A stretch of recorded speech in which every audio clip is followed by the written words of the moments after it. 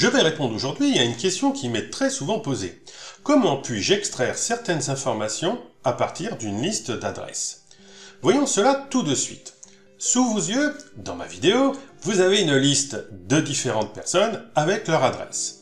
J'aimerais extraire soit leur nom, soit leur prénom, soit une autre information. Je vous montre tout de suite comment on peut faire ceci sans poser aucune formule. Tout d'abord, une fois que j'ai ma liste dans la colonne A, je me positionne dans la colonne B afin d'extraire le nom. Le nom, vous voyez bien, est positionné à chaque fois en premier dans ma liste. Je viens ici et je clique en B2. Je vais réécrire le premier nom donc de la première proposition faite dans la liste. Ici, c'est Outan. Donc j'écris exactement la même chose, Outan. Je valide avec la petite coche qui est dans la barre de formule, et non pas la touche entrée comme on peut avoir l'habitude. Donc je coche ici afin de rester sur la cellule tout en la validant. Une fois que ceci est effectué, maintenant, je vais utiliser un raccourci clavier qui est CTRL-E. Automatiquement, Excel va rechercher tous les noms qu'il va pouvoir trouver dans chacune des adresses proposées dans la colonne A. Et on voit bien, il ne s'est pas du tout trompé. Je vais faire la même chose maintenant pour le prénom, pour vous montrer qu'on peut faire la même chose à l'intérieur de la liste des adresses. Je me positionne cette fois-ci en C2. J'écris exactement la même chose qu'il y a sur l'adresse de la personne. Donc ici, c'est Laurent. Je valide avec la petite coche sur la barre de formule et je réutilise le raccourci clavier CTRL-E. Automatiquement, Excel a été rechercher la deuxième information dans la liste pour me donner le prénom. En fait, comment il a fait? Tout simplement parce qu'il y a à chaque fois le nom et le prénom dans chacune des lignes de ma liste et que les deux sont séparés par un espace. Je peux également faire la même chose avec l'adresse, parce qu'on voit ici que par exemple, l'adresse contient plusieurs espaces. Mais vous allez voir qu'il va le comprendre également.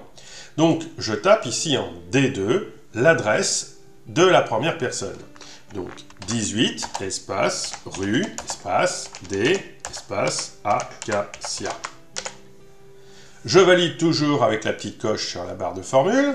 J'agrandis un petit peu ma colonne pour vous montrer les différents résultats. Je suis bien sur la première cellule.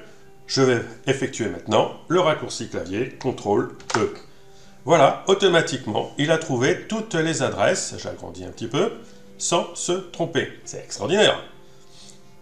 Alors, pour les codes postaux, c'est un petit peu différent. Donc j'ai voulu vous donner un exemple très significatif. Alors il se trouve, peut-être certains le savent déjà, je réside dans les Alpes-Maritimes, donc département 06. Mais nous avons dans nos numéros de département une problématique quand celui-ci commence par un 0. Effectivement, si je rentre ici 06300, et que je valide, Excel va le transformer en 6300. Le 0 qui est au début n'est pas significatif, donc il l'élimine. Ça peut être un problème pour la suite de notre traitement. Donc ce que je vais faire comprendre à Excel qu'en fait, il faut qu'il garde le 0. Pour cela, il y a une astuce. Je vais d'abord taper apostrophe.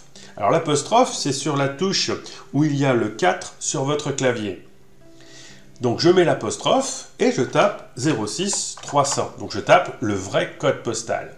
Je valide avec la coche sur la barre de formule. Donc cette fois-ci, il garde bien le 0 devant. Donc j'ai vraiment mon code postal qui est juste.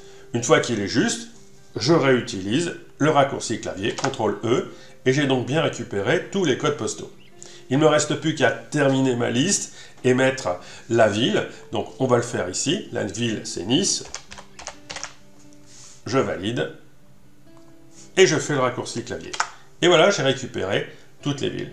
Voilà une méthode très simple qui permet de récupérer un certain nombre d'informations dans une liste d'adresses. Alors attention, il y a juste un petit bémol, il faut que je sois honnête avec vous, il n'aime pas les prénoms ou noms de famille composés avec un tiret, ou même sans tiret, avec un espace. En tout cas, dès l'instant que vous avez des noms de famille ou des prénoms qui sont composés, alors là, le système ne fonctionne plus. Eh oui, Excel est merveilleux, mais il n'est pas parfait. En tout cas, j'espère que cette astuce pourra vous servir et va vous dépanner. Et je vous retrouve très vite pour une nouvelle vidéo. À bientôt!